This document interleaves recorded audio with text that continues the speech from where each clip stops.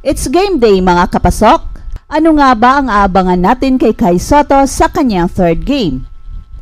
Pero bago yan, sa mga naghahanap ng live streaming link ay pakiclick lang po sa ibaba sa comment section at nakalagay doon ang link ng live streaming. Siguradong sangkatutak na puntos ang ini-expect natin ngayong araw sa laro ni Kai Sotto after 2 games na ayaw niyang tumira. Alam natin kung gaano ka-lethal scoring option si Kai Sotto, kaya lang nag-a-adjust pa siya. Para kay Kai Sotto ay sana mag-iiba na ang iyong approach sa laro, huwag masyadong technical at ipakita mo lahat ng skills mo. Yung natural skills na alam mong ginagawa mo araw-araw sa mga trainings at mga practices. Relax lang mga Kai Sotto fans dahil pwede ngayong araw na mangyayari ang matagal na nating hinihintay na pagkakataon na maipakita na ni Kai Sotto ang kabuuan ng kanyang makakaya. Sana lang ay ma-realize ni Kai Sotto na kailangan niyang tumira kapag libre.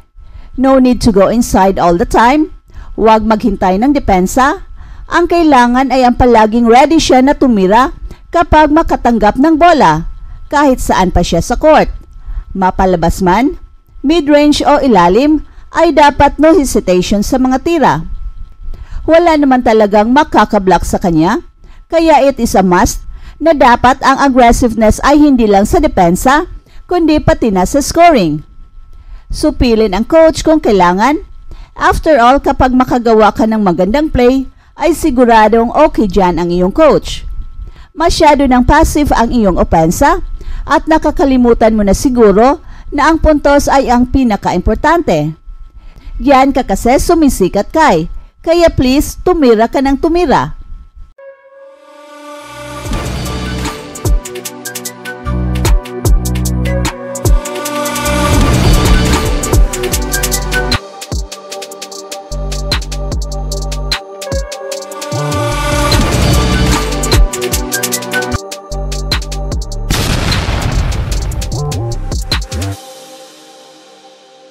Sa dalawang laro ni Kai Sotto sa Yokohama, ay nakikita na natin kung gaano kaimportante na merong makakasama si Kai Sotto na isang solid na point guard.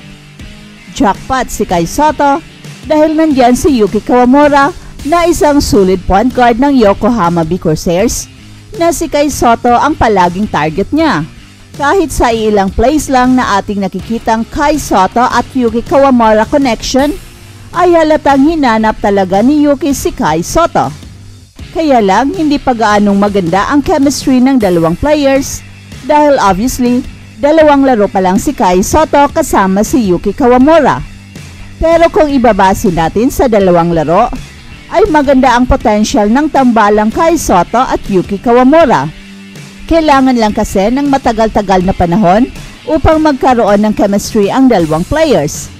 And I'm sure darating rin ang panahon na magiging second nature na lang para kina Kai Sotto at Yuki Kawamura kung ano ang kanilang dapat gawin. At makukuha na nila ang right mix kung sino ang titira in a given situation. At believe rin tayo kay Yuki dahil tinulungan talaga niya si Kai Sotto sa unang dalawang laro upang ma-fast track ang adjustment ni Kai Sotto at makakatulong siya sa team. In fact, sa unang point ni Kai Sotto sa Yokohama B Corsairs ay galing ito sa isang magandang pasa ni Yuki Kawamura. Akala nga natin na magtuloy-tuloy na ito, pero mukhang ginagawa rin ang lahat ng mga defenders ni Kai Sotto at Yuki Kawamura upang mapigilan nila si Kai Sotto. But then again, sa dalawang laro ay pinakita ni na Kai Sotto at Yuki Kawamura na pwede silang dalawa na mag-coexist at pwede nilang madadala ang team sa championship. Meron na kasing big target si Yuki sa ilalim at hindi naman mahirap hanapin si Kai Sotto dahil napakalaki at napakatangkad. Kaya with a little more practice and more games ay siguradong magkaamuyan din silang dalawa at ang magiging beneficiary dito ay si Kai Sotto. Welcome to Express Info. Do you want to have these exclusive Puma Rise Nitro basketball shoes? Because once we reach 200k subscribers, we will be having this giveaway. Just comment to win. Shoes are promoted by Kai Sotto himself. Just like this video, and most importantly, comment anything positive about Kai Sotto. It's easy. Commenting is the key to win. Share your positive comments about Kai Sotto. Do it now na. Win the prize. Stay tuned for more updates. At sa NBA naman, LeBron James, left-handed dunk is going viral. Yan ang ating balita ngayon, pero bago yan ay pakiclick muna ng subscribe button. Salamat po.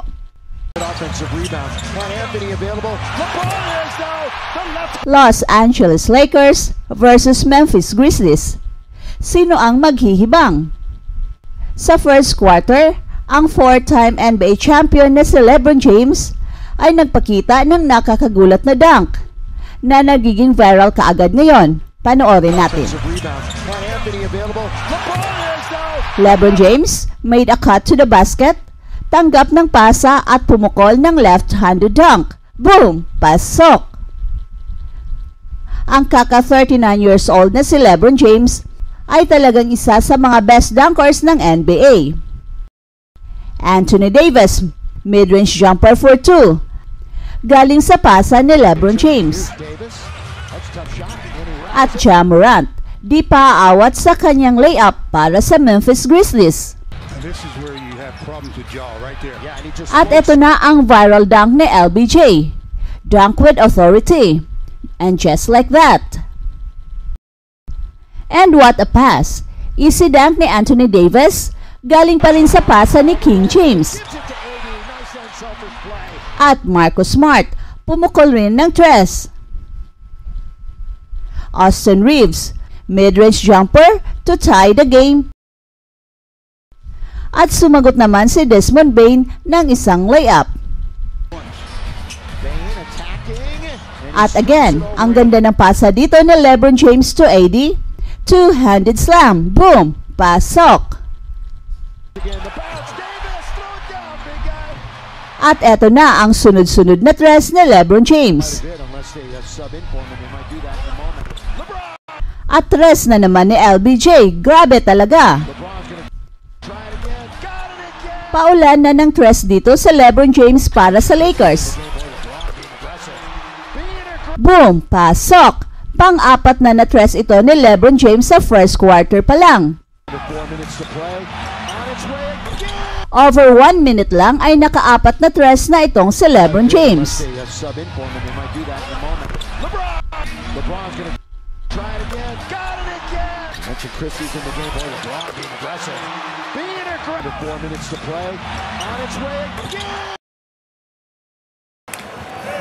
Having a conversation there with Derek. Telling you from a coach's perspective, Taylor Jenkins feels bullying his team. And he talked about it before. The technical ball hit him on. Let's see, here it is.